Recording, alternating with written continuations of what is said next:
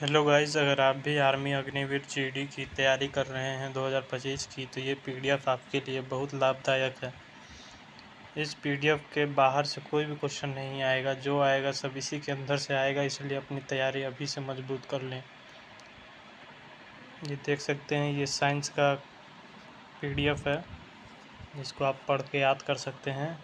पहला है, ट्रांसफार्मर किस सिद्धांत पर कार्य करता है, जिसका आंसर होगा अन्योन्य प्रेरण।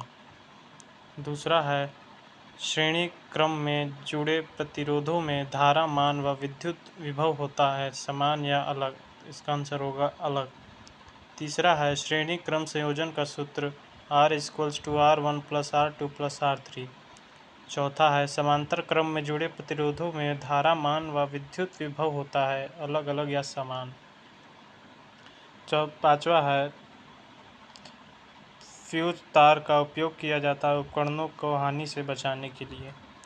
उसके बाद है, 100 वाट व 40 वाट के दो वोल्ट श्रेणी क्रम में जुड़े हुए जो तो कौन सा बल्ब ज़्यादा चमकेगा, 40 वाट का।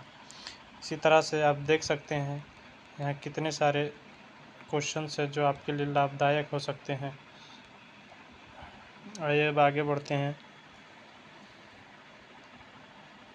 ध्वनिक तरंगों की प्रकृति होती है अंधेर्य। ध्वनित संचारण सबसे ज़्यादा किसमें होता है, ठोसों में व द्रवों में व गैसों में। ये देखिए, यहाँ विटामिन से रिलेटेड क्वेश्चन है। विटामिन शब्द किसने दिया, फंक ने 1911 में। विटामिन की खोज की थी लूनिन ने 1881 में। ये देखिए, यहाँ विटामिन के कुछ नाम है, रासायनिक नाम है, रोग है और उसका स्रोत दिया हुआ है। ये परीक्षा के तो बहुत इम्पोर्टेंट है, ये हर वक्त पूछा जाता है।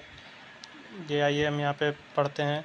पहला है, विटामिन शब्द को किसने दिया, तो इसका आंसर होगा फंक, जिसने 1911 में दिया था। विटामिन की खोज किसने की थी, तो लूनिन ने 1881 में किया था।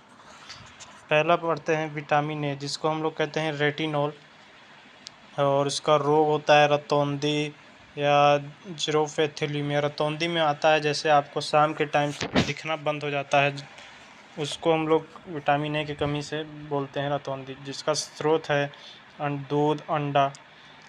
उसके बाद है विटामिन बी, जिसको हम लोग थायमीन बोलते हैं, जिससे होने वाला रोग को कहते हैं बेरी बेरी।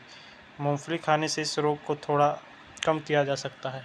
उसके बाद इसी तरह से B6, B12, C, D, E, K, ये आप यहाँ पे याद कर सकते हैं। ये परीक्षा में ज़रूर से ज़रूर पूछे जाने वाले क्वेश्चन